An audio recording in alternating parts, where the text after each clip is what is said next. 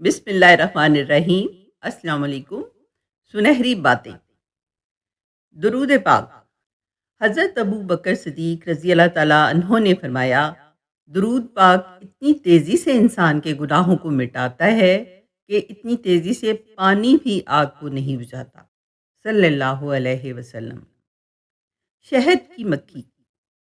रिश्तों को ऐसी खूबी से निभाओ जैसे शहद की मक्खी फूलों से रस भी ले लेती है और उनका नुकसान भी नहीं होने देती।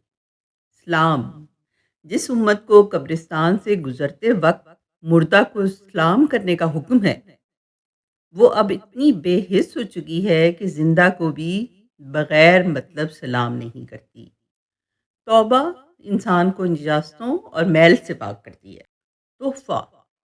हमारे वो अल्फाज भी तोहफा हैं जो दूसरों को आगे बढ़ने का हौसला देते हैं। किरदार का इम्तिहान। अपने हाथ से की हुई नेकी और दूसरे से सरजर्द होने वाले गुनाह का तस्करा किसी से ना करो। ये तुम्हारे किरदार का इम्तिहान है। आजिज़ी। अपने अंदर परिंदे की तरह आजिज़ी पैदा करो जो आसमान की बुलंदी को छूकर भी गर्दन झुका के रखता है। बेशक। अजान।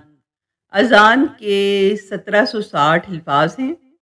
अजान खामोशी से सुननी चाहिए।